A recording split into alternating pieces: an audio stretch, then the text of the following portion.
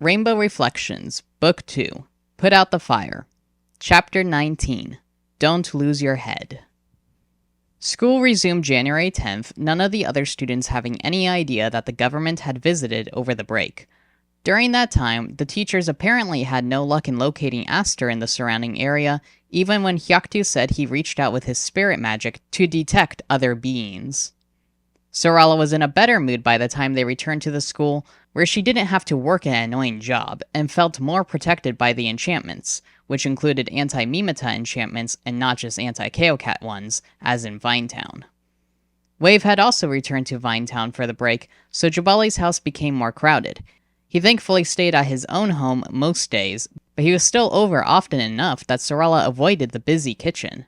She was happier at the idea of practicing martial arts consistently at the school too, especially in an area where she wouldn't be restrained or about to slip and hurt herself. As she had a more pleasant attitude once back, she apologized briefly to Ren for her behavior over the break. Ren had paused before accepting the apology, leaving Sarala anxious if they would be in a relationship moving forward. But neither girl discussed the matter, Ren seeming uncertain and Sarala unwilling to think of it. She entered the family room Moonday morning to find the twins weren't alone in the blue space. Mint and C3 were there too. All of them were wearing sweaters, though only the twins wore fuzzy hats indoors. Sarala came to an abrupt stop in her tracks, staring at the four people seated around one tiny table by the window. "Sarala, finally!" Zin exclaimed, their voice impatient. "We've only been waiting forever." "For what?" she growled warily. "We're going to initiate C3's plan," Ren said. "Come over here so we can fill you in." Sarala's jaw clenched. C3's plan? What does that mean? Were they all planning something over the break? She hesitated a moment, then forced her feet forward until she stood by the table. "I have summoned us all to go over our plan of action one more time before initiating it," C3 began, straightening up like he was in an important business meeting. "As you do not know what's going on, Sarala, Ren and Zinimus filled us in on the government being here, and how they might shut down the school if they are summoned again. I believe there are students who are purposefully trying to get the school shut down, and perhaps the other teachers. After discussing this more with Ren, we decided to meet as a group." Sarala shot Ren a glare, but the purple-haired girl wasn't paying any attention to her, focused entirely on C3. Sarala stiffened, then glanced down at C3 too. "We should try to find the student or students responsible for calling the government," C3 said. "If we can find out those responsible, we can try to talk some sense into them. After all, a magical education is important for anyone who wants to go anywhere with their lives, and—" "I doubt it's a student," Sarala growled. "It's probably one of their parents. How would we talk to their parents? Even if we did, I doubt they'd change their minds. They'd probably still call the government." "If we find the student whose parent is calling them, we can request the student to stop informing their parents about the odd things happening here," insisted C3. "We will be conducting interviews and doing observations. I have already put together a list of all students here, ranking them in order from the most likely to call the government to the least likely." Sarala could only stare at him. "But what if it's Kershid calling the government?" Zin grumbled in an undertone. "If you believe you can get close enough to the teachers to figure out if it is them, Zinimus, then you and Ren would be the best to interview them. However, the two of you will not be interviewing any students, as you are of relation to Mr. Saihan. You will be observing students only. Mint and I will talk to students, and hopefully they will not catch on to our investigation." "We will?" Mint yelped nervously. "Where do I fit in?" Sarala grunted. You can do either, C3 said. though observations would likely be better for you. We can be a team, Ren said eagerly, hugging Sorella's arm. Sorella shook her off. You expect us to waste all of our free time finding some student? She growled to C3. It's not a waste of time at all. C3 said seriously. The school could be shut down if we do not find out who's calling the government. I will not lose my magical education, and I highly doubt anyone else here wants to lose it either. Sorella snorted derisively. I don't care, she muttered. Besides, if it's a teacher, then why bother interviewing the students? I'm not about to waste all of my valuable time searching for someone who doesn't exist. I've got lots of training to do if I want to test for my Black Sash by the end of this year. But Sorella turned on her heel and exited the family room once more, ignoring Ren's protests. Sorella didn't have much interaction with anyone the rest of the day. She stayed in the Kung Fu studio, training spinning kicks and complex hand forms, attempting to cartwheel with a broadsword and smash imaginary opponents with a cudgel. After training for the whole day, she was in a much better mood by the time Triz Day rolled around. She was speaking to Ren and Zin again, as if she hadn't been ignoring them the previous day or over the majority of winter break. Luckily, the twins did not question her sudden change, though Sorella had a feeling they were speaking telepathically at breakfast. Sorella was just glad neither twin pestered her about the pointless investigation C3 was trying to conduct before they went to Magic Studies 2. I wonder what we're gonna do this semester, Zin said eagerly as they took their seats at the front of the room. I hope we learn to enchant objects. Yeah, maybe it'll help you find the bad student, Sorella scoffed. Ren frowned, tapping her pointed chin. It could, she murmured. But I imagine that would require a lot more, beyond the elemental enchantments we typically see. The bell rang, second-year students flooding into the room.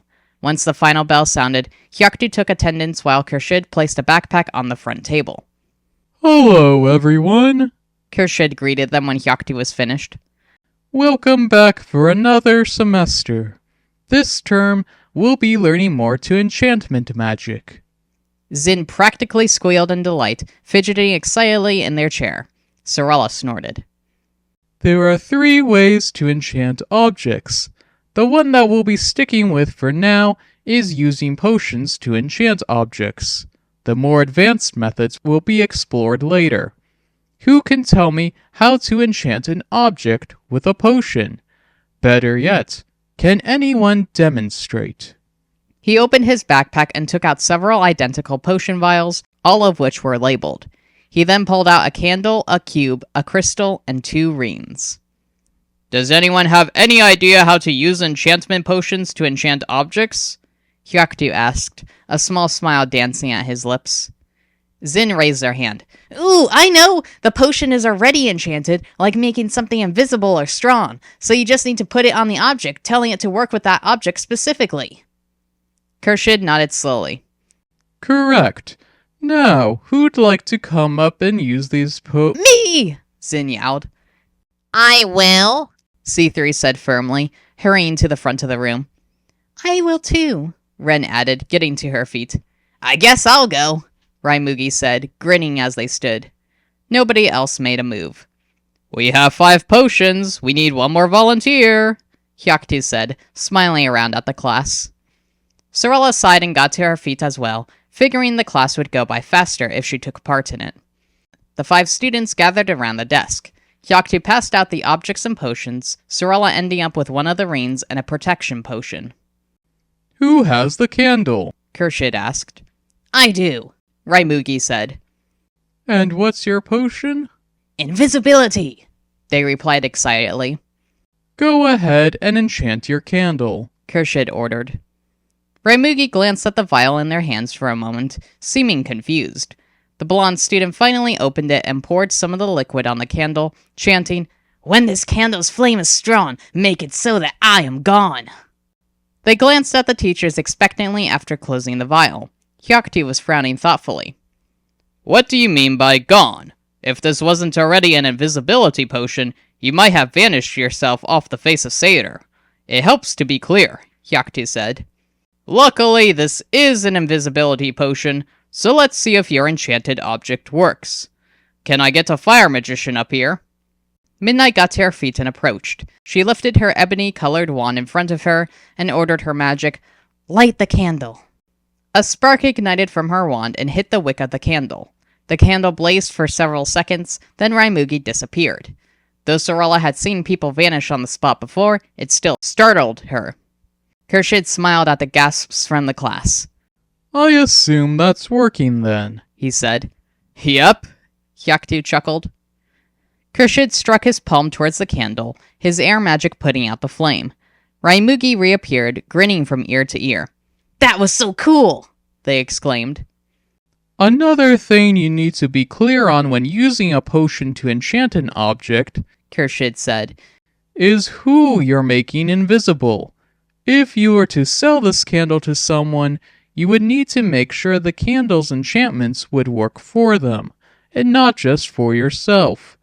But you also need to be careful that it doesn't work for everyone. Must be hard to be in the business of enchanting objects, Raimugi said seriously. Miss Oakley's always telling us we forgot some detail. Hyaktu nodded. That's one reason enchanted objects are so expensive, due to getting all these details down. And for other reasons. Let's see, who has the cube? I do, Zin said, holding the wooden cube in their hand. And I have the speed potion. Zin opened the potion vial and poured all of the yellow liquid onto the cube, saying, Whenever this cube is squeezed, the owner will be rewarded with speed. They looked up at their father eagerly as the last drops fell, but Hyaktu was frowning again. That wasn't bad, and I like that you took other people into consideration, he said. However, when enchanting objects, you don't use the entire potion. In fact, it's best to use less of the potion. But won't the enchantment last longer if you use the whole potion? Zin queried. No, actually, Answered Khurshid. While it definitely needs more than a drop, putting too much of the potion on an object seems to make the object go through it faster. One reason for this could be that the object thinks it has a larger supply of magic than it really does, so it burns itself out faster. It's best to use a bit at a time, enough to get it to be magical, but not so much that's overwhelming. How do you measure that? Zin asked in dismay. It takes a lot of trial and error, Khurshid admitted. It depends on what an object is made of, what size it is, how strong the potion is, how often an object is used. There's a lot to take into consideration. Oh. But let's see how you did, Hyaktu said brightly. Use your cube. Zin nodded and placed the empty vial on the table. They picked up the cube and squeezed it. As they did so, they started running around the room. They went faster and faster, nearly crashing into tables, practically causing a tornado in the room. Paper and books went flying about, and Sorella had to hold her robe down to keep it from flapping in her face. But the enchantment didn't last long. Zin was soon back to running at normal speed after only a few laps of the room. They looked down at the cube in disappointment. That enchantment ran out fast, Khurshid agreed. I'm a bit surprised it lasted as long as it did. Do you know why it lasted longer than it should have? Because the cube is made of wood. C3 said promptly, offering Zin a small smile. Wood holds magic the best. That is why we use wands or other wooden objects for magic. Wood is as natural as the 4 elements. Khurshid nodded. Very good. You have a ring, C3? Yes, and the light potion. Without waiting for the command, C3 poured a small amount of liquid on the metal ring and said, Make this ring shine bright, like a beacon in the night. It only works when darkness falls, and no other light shines in these halls. Go ahead and cover it with your hands, as I don't think these lights will turn off on their own, Hyaktu said, gesturing towards the ceiling lights that remained on as long as they detected movement. C3 did as he asked, closing the ring in both of his hands. A moment later, a bit of light shone through his fingers. He opened his hands just enough to peer inside, and more light seeped through. C3's face filled with delight. Metal is another good material to use for enchantments. Khurshid said after a moment. That is why our own lights are metal rods filled with fire enchantments, and why most appliances are made of metal too. What do you mean by fire enchantments? Sorella asked. Are we able to use our own magic to enchant objects, or just potions? We'll be getting to that in the next class, Khurshid said. For now, how's about you go, Sorella? You have a ring, yes? And a protection potion, she muttered. Go ahead and enchant your ring. But C3 already enchanted one ring, and we know metal is good for enchantments. That ring is made of stone, not metal, Khurshid replied. Try it out. Sorella tried to think of a rhyme for several moments. She was never good with chants. Then she remembered Ren telling her about rhymes not being necessary. She opened her vial and held the ring in her palm, then poured the bright blue liquid over the ring and said, A protective shield will form when this ring is squeezed 3 times. It will protect anyone within 5 feet, holding for at least an hour. Khurshid nodded slowly to her words as she stopped the potion flow. I like how you included a time limit and an extension to how far the protective shield would work. However, asking the ring to create a 5-foot shield for an hour will take lots of power. You'd need to redo the enchantment very often, especially for stone. Stone isn't the best to hold enchantment magic. I imagine your spell would only hold for 1 minute as opposed to 1 hour. Sorella scowled. Figures I get stuck with the bad ring. Ren, you're up next, Hyaktu said. Ren held the crystal out on her palm, then inquired, Are crystals good for holding enchantments? I know they work as amplifiers to magic, especially if your magic isn't strong, and we use them in potions. But could they actually hold an enchantment? That is a good question. Why don't you test it out? Ren nodded. I have a strength potion, she told the teachers as she opened the vial. She poured the potion over the green crystal, saying, When clutching the stone, strengthen the bones. Heavy weight is no trouble, as strength doubles. Squeezing the stone in one hand, she walked over to her desk. She used her free hand to pick up the table with ease, not needing her other hand to hold it above her head. Ren lowered the desk to the ground again, then set the crystal down. She tried to pick up the table once more, but only succeeded in tilting it. I'm guessing crystals hold enchantment magic well, Ren announced. Quite right, Hyaktu said with a nod. But it also depends on the crystal. Some crystals are resistant if you try to put magic into them, while others will amplify the magic you use. Using crystals is a complicated area of study, more so than the different types of wood you can use. Wood bends to what we want it to do, while crystals sometimes have a mind of their own. You can always use the crystal to amplify your potion to make the enchantment stronger on an object, even if you're not enchanting the crystal itself, Khurshid added. You may all go back to your seats now. Thank you. Now, any idea how elemental magic can be used to enchant objects? Hyaktu asked the students. Thought we were covering that next class. Sorella thought irritably. Well, there's elemental magic in the potions we make, Meadow spoke up. So in the potions, right? That's a good point, but I'm asking how elemental magic specifically, without potions, would work to enchant an object, Hyaktu said. Isn't it obvious? C3 asked loudly. No, we're not all big nerds like you. You perform elemental magic like you usually would, with something that it'd work with. For example, the metal bars that hold fire magic for light. C3 pointed at the ceiling. You get a metal bar. If you have fire magic, you point your wand at the bar and put your magic into it. You then tell the fire magic exactly how you want it to work.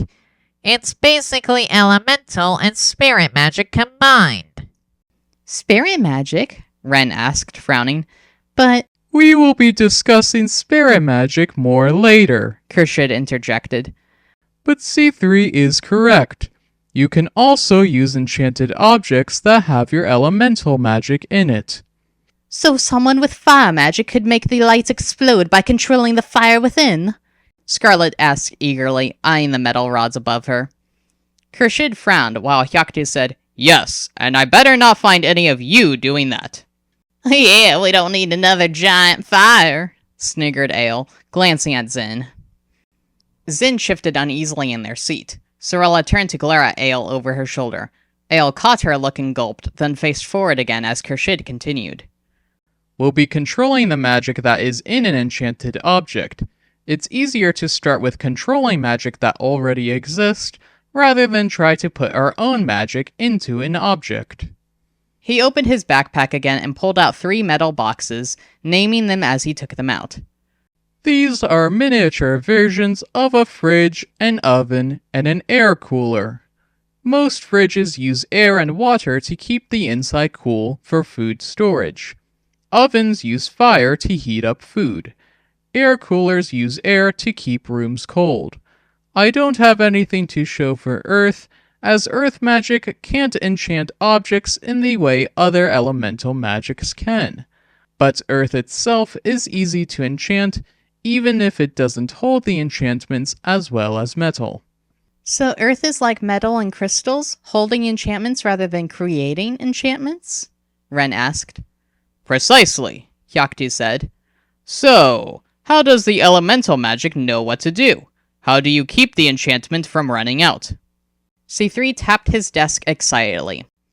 You tell the magic what to do when you put it in an object, and you can re-enchant it yourself when the magic eventually wears off. If you do not have the magic required, there are magic charging teams in cities specifically tasked with recharging objects. Hyaktu nodded. And can anyone besides C3 tell me why elemental magic doesn't wear off as quickly as potion-enchanted magic? Well, if it's also using spirit magic, Ren said, then that magic typically lasts longer. At least from what I've understood, based on what we've covered in class so far. Spirit magic is more pure, while potions are more processed. Just like the foods we eat, you get more nutrients from whole foods than processed ones. Yes, that's a fantastic way of putting it, Hyaktu grinned. Now I need 1 magician for water, fire, and air. C3 got to his feet quickly, Cayenne and Scarlet following him to the front of the class. C3, you get the air cooler. Kershid said, passing him one of the boxes. Cayenne the fridge. Scarlet the oven. Now, one at a time, I want you to command each object to do something it normally wouldn't. C3 looked down at the air cooler in his hands. He pressed a button on the top of it, and the box started humming. He lifted his wand and ordered, Make this air create a tornado. A mini tornado soon formed in front of the class. Sorella crossed her arms over her chest so her robe wouldn't flap in her face again. C3 quickly turned off the machine before books could fly, and the tornado vanished. Cayenne lifted the mini fridge. This box didn't have any buttons and was already humming. She paused for a moment as she lifted her wand, then she said crisply, Let the water freeze everything inside. She opened the tiny door of the fridge for the class to see. There were a few fruits within. A small piece of metal sitting on the ceiling was streaming water to the fruit below. The fruit was soon frozen. Typically, the water missed the food to keep it cool, Hyaktu commented. Fridges with air magic are preferred, as food will sometimes get spoiled from water if not put away properly. Scarlet tapped the oven with her wand, ordering, Make the fire within stop working. She opened the small oven and set her wand inside. She then closed the glass door and tapped one of the buttons, but nothing happened. She opened the box and took her wand out. It's not even warm to the touch, she said with a smirk. You may return to your seats, Hyaktu told the 3 students. Yes, Murneo? Murneo had his hand raised, looking both curious and confused. What about the air net? Does that have air magic? Would we be able to manipulate it? Kershid frowned. I sincerely hope air magicians don't abuse the airnet. The airnet is a bit more complex, using air magic, spirit magic, and technology. We'll cover that another time. For now, I believe that's the end of this lesson. You can all take a break before magic channeling begins. The students separated into small groups, but didn't have long before the bell rang for the end of class. They therefore followed Hyaktu and Kershid to the next room over, Zin leaving the class as usual. The students were soon taking their places around the 4 elemental cauldrons in the magic channeling room. We'll now be putting our own elemental magic into objects, Kershid announced. We'll be using stones first, as the enchantments won't last too long. This way, you can try multiple enchantments. Come collect some rocks. He opened one pocket of his backpack and turned it upside down, allowing stones to spill on the ground. He then placed his backpack off to the side in the front of the room, waiting for the students to swoop forward and collect stones. Everyone has a rock? Hyaktu asked. Lift the rock in front of you, put your wand right next to it, and order your magic to go inside. It's as simple as that. The magic will latch on, but you also need to tell your magic what you want it to do. Earth magicians can give this a try too, but it won't be as successful as the other elemental magics. The room was soon full of students commanding magic into rocks. Sorella felt silly, holding the stone in her open palm with her wand pointed at it. She didn't know what to order it to do. And why should I bother to enchant it if earth magic can't enchant things? She wondered. Ugh, this class is a waste of time. I could be training right now. She heard the fire magicians commanding their rocks to heat up or glow. The water students were telling their stones to freeze or otherwise store water. The air magicians were setting their magic to release gusts of wind if a room got too warm. How's it coming along over here? Kershid asked, appearing suddenly at Sorella's shoulder. I made my stone an alarm system, Raimugi said eagerly. If someone were to walk past it in my room, it would make a giant fence to keep them out. Kershid chuckled. I admire your imagination, but you're asking too much of such a little stone. Also, would the stone keep you out too if you walked by? Raimugi kicked the ground. Dang it, I always forget something. Don't worry, I'm sure if you had someone walk past it once, the enchantment would already be gone. Kershid moved on. Raimugi swiftly set their stone on the ground, but it didn't do anything as he walked by. Raimugi sighed in disappointment and picked up the stone again, trying to think of a new enchantment. By the end of the class, Sorella had made no progress with her stone. She had ideas of making the object act as a button to make a stone door open or close, but there weren't any stone doors at the school, unlike Jabali's house. The bell rang, and the students returned the rocks to Kershid. Sorella headed towards the greenhouse, Ren walking quietly beside her. After a few seconds, Ren reached out for Sorella's hand. Why does she still want to date me? Sorella wondered for the 100th time since the dance. I hurt her, and she's still here. I wasn't exactly affectionate over the winter break. How does she not hate me? Sorella, you okay? Ren asked, glancing up at her. Sorella unclenched her jaw and nodded once, unable to say anything more. Ren doesn't deserve someone like me. She forced the thoughts from her head. She tried to think of what she'd be doing for her martial arts training later instead. Luckily, they soon entered the greenhouse, Fern already waiting for the second years. Everyone here? Fern asked briskly once the bell rang. Without waiting for an answer, she said, This semester you'll be learning to survive in the wild and use the environment to your advantage, without causing too much destruction to plants. Sorella glanced at Ren, her girlfriend staring back at her with an odd expression on her face. She was no longer thinking about Ren or martial arts, all of her focus turning to Fern. Survive in the wild. You'll be learning to build tools and shelters, how to choose the right plants to make clothing, which plants are edible and which are poisonous, and even which plants make the best traveling companions, Fern said. Why are we learning this? C3 asked loudly. Learning how to survive in the wild teaches a number of valuable skills and makes you independent and resourceful, Fern replied. Now let's get started on some essential tools. She led the way farther into the greenhouse, walking off the path and through the undergrowth. The students trailed after her, but Sorella and Wren remained rooted to the spot. I don't like this, mumbled Wren, glancing at Sorella. It seems weird, Sorella agreed. I mean, she's right in that we'll learn a lot of important skills, but... Is she teaching us this because Dad thinks spirits will attack again and leave us all alone in the wild? Wren asked, her eyes wide. Sorella sighed. I don't know, she murmured, but we better catch up if we want to learn this stuff too. Wren snorted lightly. You already know all of this, though, don't you? I probably know more than anybody else here, yes, Sorella said a bit smugly. By the time they got moving, the class had already pressed on far ahead of them.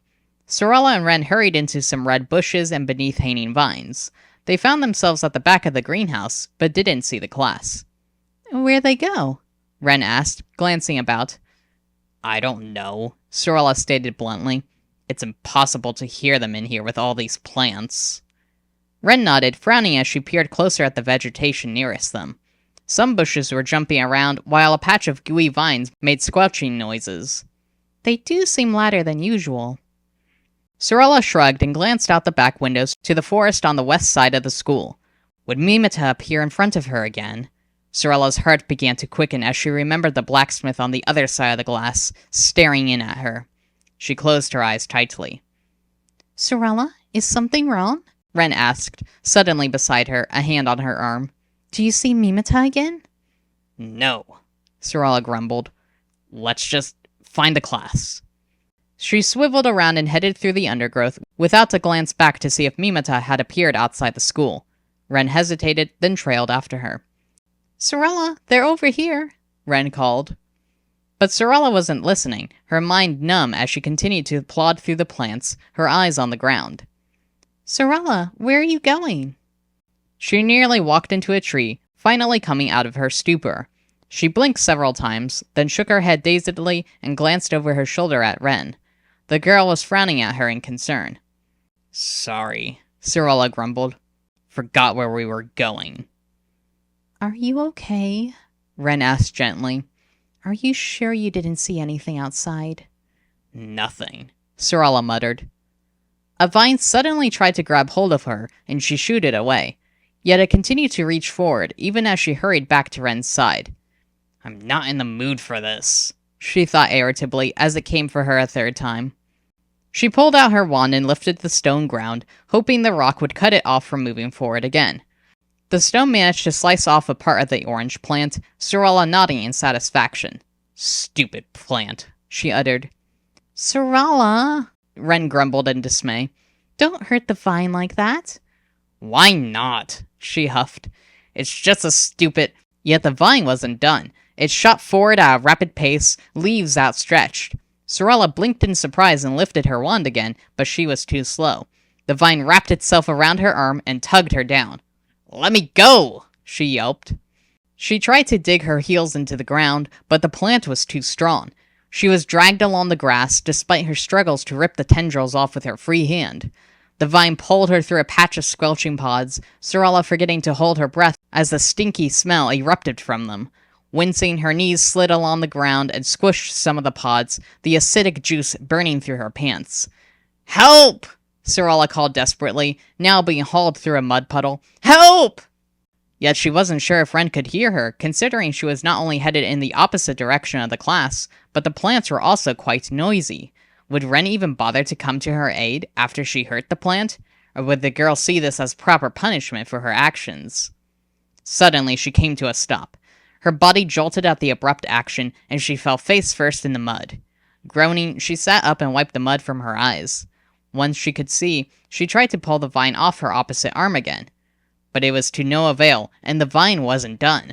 It slammed her against the thick tree, knocking the air out of her. Her whole body ached tremendously, especially as the vine coiled itself around her like a snake and began squeezing tightly. She could barely breathe with her face squished against the rough bark, her lungs aching for air, her vision starting to gray. Then it let go. Sorella fell from the tree and hit the ground hard, splashing in more mud. She gasped for several seconds, trying to drink in as much fresh air as possible. Glancing up, she realized that the vine had been severed completely in half, some of the tendrils lying uselessly on the ground. The rest of the vine slipped back up the tree from whence it came, vanishing among the leaves. "Are you okay?" Sorella glanced up to see Ren standing halfway through a bush, gaping at the plant and panting lightly. She got to her feet, her heart pounding madly and her chest still aching. "How'd you do that?" she choked hoarsely, staring at the pieces of severed vine. Ren frowned. "I used my magic?" "I did too, but it seemed to make the vine angrier," Sorella murmured, a shiver passing through her. She glanced back to Ren, blinking gratefully. "Thanks." Ren nodded, eyeing the tree warily. "I wonder why it attacked. Spingled vines don't act like that, right?" Sorella shrugged, looking up at the canopy fearfully. "I don't know why it'd do that, but it just dragged me the whole length of the greenhouse," she muttered. "Oh no. What if it has something to do with Mimita or Kaokat? What if they put more dangerous plants in the school? What if they're trying to take me away?" Ren seemed to be thinking something similar, as she said, "We'd better check with Dad." "Yeah," Sorella mumbled, shifting uneasily. "Let's go," Ren said, grabbing Sorella's hand with her free one and keeping her wand in her other. The two hurried out of the greenhouse, Sorella's whole body aching. She breathed through her mouth as she went, the stinky pod juice and mud too much for her nose. Luckily, once they were outside, the crisp wind aimed straight for them, blowing some of the stench away. "Dad's in the magic channeling room still," Ren said, pulling Sorella across the courtyard to the eastern building. They reached the classroom just as the door opened and Khurshid stepped out. He angled his head in their direction, then turned and walked away wordlessly. Frowning, Ren held the door open for Sorella, putting her wand away. "Sorella!" Hyaktu gasped as they entered, standing between the cauldrons and the obstacle course. "What happened to you?" "A spingled vine caught her and dragged her away, then crushed her against a tree," Ren said. "Why would a spingled vine attack like that?" Hyaktu frowned, his eyes concerned. "Spingled vine, Those are the vines that just play with people, right? They're supposed to be harmless." Sorella snorted at that. "Well, whatever vine it was, it nearly killed me." "I'll have Fern look into this at once," Hyaktu promised. "Or after her classes are done. Ren, you should get back to class. Sorella, you can clean up. We'll discuss this at lunch." "Dad, if a vine attacks Sorella, does that mean the plants are, well, alive?" Ren asked curiously. Sorella rolled her eyes. "Of course she's already forgetting how one nearly killed me." "Of course they're alive," Hyaktu stated in amusement. "No, I mean, are they conscious, like us? Are they able to choose to go after people? Do they have souls, like animals and creatures and all?" Hyaktu ran his fingers over his mustache. "Yes, in a way," he said after a moment. "The more magical a plant is, the more they are said to have souls or consciousness, like us. But I compare these highly magical plants to animals. They have souls, but they are more likely to react than to make conscious decisions per se." "Are there any plants out there with the ability to think, like humans and creatures?" Hyaktu nodded. "There are a few which are quite capable of speech and have their own cultures. We do not have plants like that here, though." "And where would the spingled vine rank in terms of consciousness?" Ren queried. "Oh, she's asking to see if the plant had its own motivations," realized Sorella, feeling a little guilty that she had assumed Ren already moved on from her cruel fate. "That's a more magical plant, but not one with the ability to speak or think," Hyaktu replied. "Do the plants ever get angry at us for eating them or using them for wands?" "Nope," Sorella huffed irritably. "Now she's definitely just asking out of curiosity again. Never mind me." "No," Hyaktu said simply. "Most plants we eat have low levels of magic in them and aren't conscious. Plus, we are eating the fruits of the plant rather than chopping down the entire plant. As for the more magical plants, those ones don't have much ability to think either. And if a plant doesn't want to be touched, we all know it will make that blatantly clear. Those that allow us to touch them don't mind, so long as, again, they aren't entirely chopped down. As for plants with the ability to speak, well, there have been a few plant-human wars in the past if humans took more than necessary. These conscious plants wouldn't mind giving their fruits away to humankind, but the moment humans destroy too many trees to build cities, these plants would attack. That's why some people believe these speaking plants are actually spirits. Are they? Ren asked eagerly, leaning forward with wide eyes, Sorala perking up again. That's debatable, Hyakti replied. Anyhow, you'd better get to class, Ren. I don't want you missing too much on the first day back. Sorala, I'm going, she grumbled. The two girls exited the Magic Studies classroom, Hyaktu following them out. He and Ren headed for the greenhouse, Sorala watching them go momentarily. She then returned to the tower for a hot bath, soaking in the water until she was able to scrape all the mud off her skin. Once she was done, she went down the stairs, wondering if she should practice martial arts with her knees aching. But as she entered the family room, she saw Zin lying on the couch with a book in their hands. Shrugging off her training for the day, she told them what had happened. The two were starting to speculate what the vine could mean when the bell rang for lunch. They left the tower to see Hyaktu hurrying towards them with Ren on his heels. Let's get inside to talk, he said abruptly as he neared. The four therefore returned to the tower, settling on the couch in front of the empty fireplace. Sorala wrapped a soft blanket around her, feeling chilled from being outside for only a minute. I'm sure Sorala told you all about the vine incident? Hyaktu asked Zin. They nodded, their eyes focused entirely on their father. That wasn't a spingled vine, Hyaktu said. After class was done, Fern and I checked on the vine. While it looks like a spingled vine and sometimes acts like one, it is actually a species of dragon vine. Dragon vines are known for coiling around their victims and draining the energy out of them. This would be one of those spirit plants I mentioned earlier, he added to Ren and Sorala. Not so much because of its ability to think, but because of how it sucks the energy from a person. Spirits feed off energy in much the same way. How did it get in? Ren mumbled. Was it coming from me? Sorala asked, trying to keep the fear from her shaky voice. Was it going to kill me?